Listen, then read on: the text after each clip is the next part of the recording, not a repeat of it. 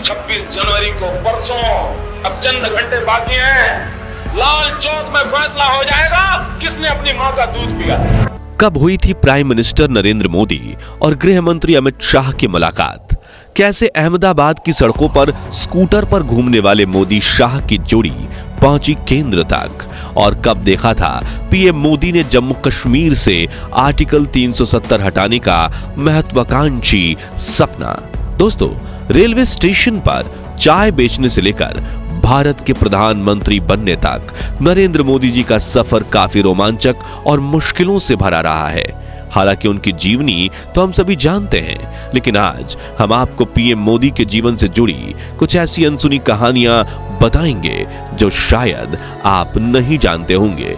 लेकिन उसके पहले नए दर्शक जल्दी से चैनल को सब्सक्राइब कर दीजिए। तो चलिए शुरू करते हैं पीएम मोदी की अनसुनी बातें वीडियो का पार्ट 2।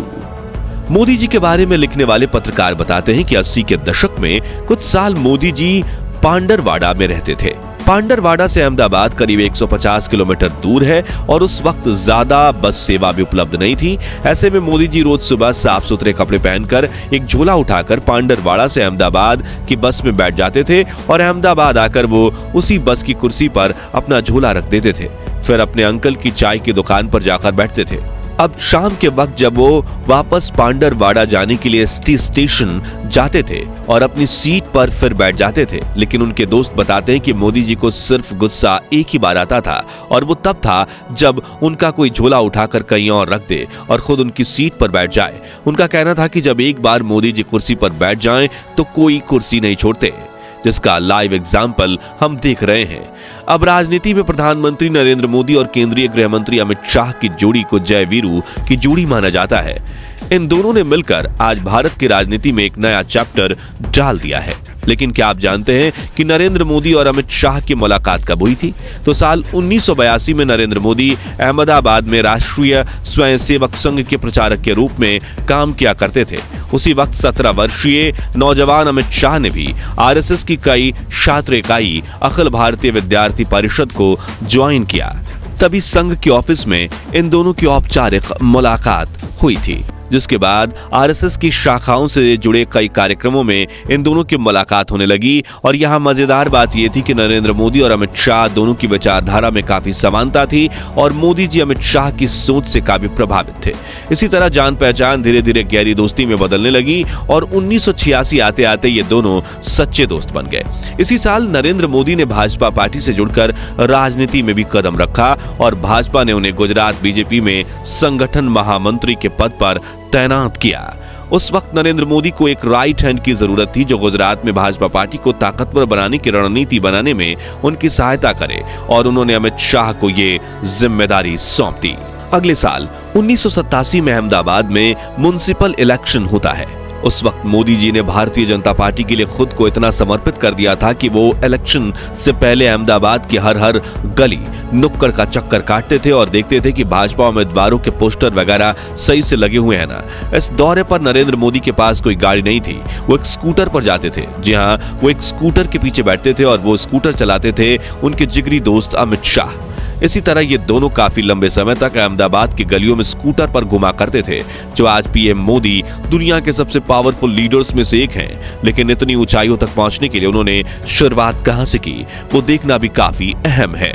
इससे हमें उनकी विनम्रता और असली कारण का पता चलता है और वो पूरे भारतवासियों पर ऐसा जादू किया है कि आज आधे से ज्यादा देशवासियों के दिल में वो बैठ गए हैं। साथियों, अब जरा थोड़ा गौर से सुनिएगा।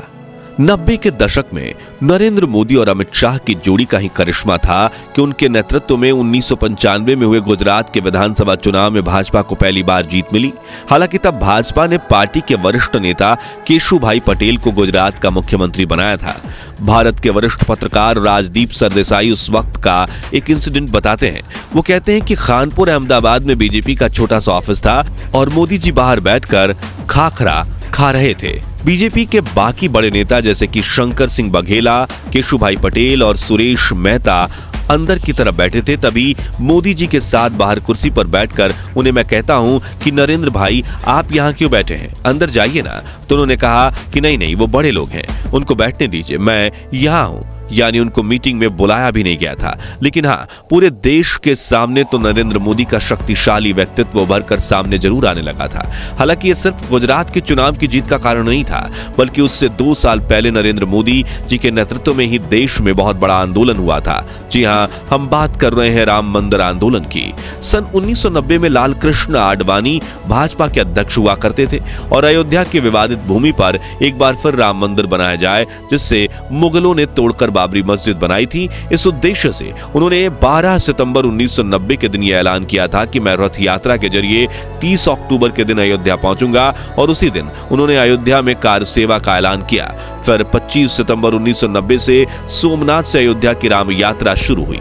उस दौरान नरेंद्र मोदी ही लाल कृष्ण आडवाणी के राइट हैंड बने थे। पूरे रथ यात्रा आंदोलन की कमान उन्होंने ही संभाली थी और 63 वर्षीय आडवाणी जी को कोई परेशानी ना हो, उसका ध्यान रखते हुए वो खुद भी उनके साथ सोमनाथ से अयोध्या के सफर पर निकले थे। करीब 1 महीने बाद रथ यात्रा बिहार पहुंची, जहां 23 अक्टूबर की रात लाल कृष्ण आडवाणी समस्तीपुर के सर्किट हाउस में रुके थे।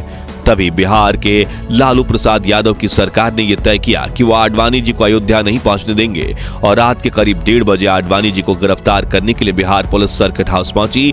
और उस वक्त की फुटेज में आप देख सकते हैं कि मोदी जी लाल कृष्ण आडवाणी के बिल्कुल बगल में उनकी ढाल बनकर खड़े हैं। दोस्तों, आप सभी जानते होंगे कि पीएम मोदी के नेतृत्व में ही 5 अगस्त 2019 को ऐतिहासिक फैसला आया था, जब जम्मू कश्मीर से आर्टिकल 370 हटाया गया था। लेकिन क्या आप जानते हैं कि यह नियम क्या था और क्यों जम्मू कश्मीर की जनता इससे परेशान हो चुकी थी? आइए जानते हैं। दरअसल 17 अक्टूबर 1949 के दिन भारत के संविधान में आर्टिकल 370 को शामिल किया गया था, जो जम्मू कश्मीर को भारत के संविधान से अलग रखता था। इसके तहत राज्य सरकार को अधिकार था कि वो अपना संविधान स्वयं तैयार करे।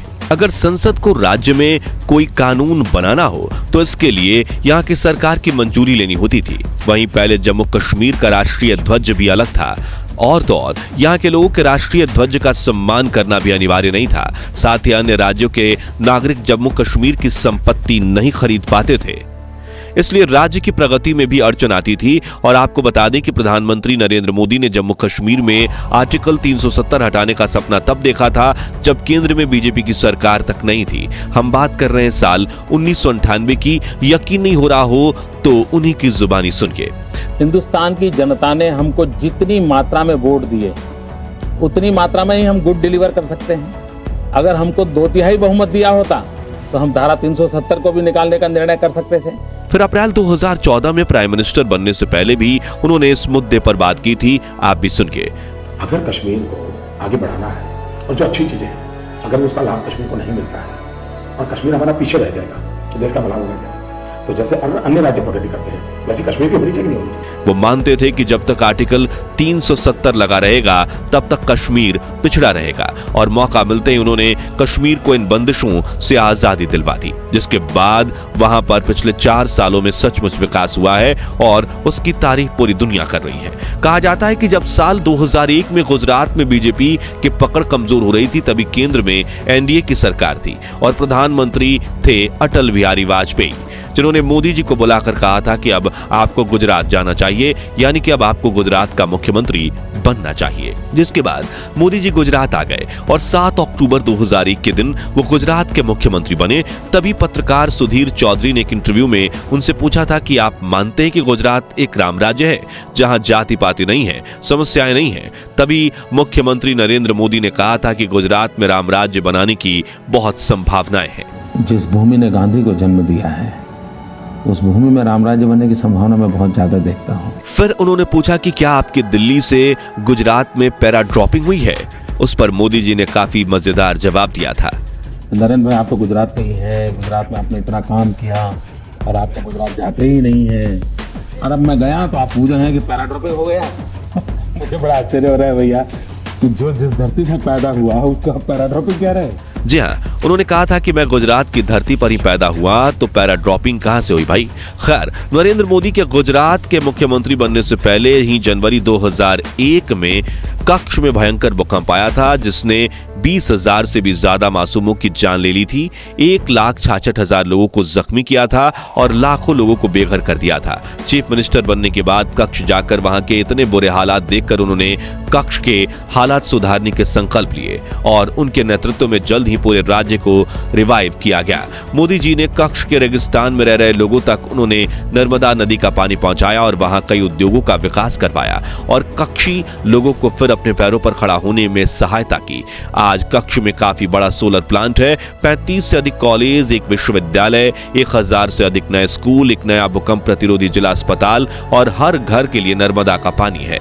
यहां तक कि आज कच्छ के कांडला और मुद्रा बंदरगाह सामूहिक रूप से देश के 30% शिपिंग कार्गो को संभालते हैं। तो दोस्तों, आज के लिए बस इतना ही।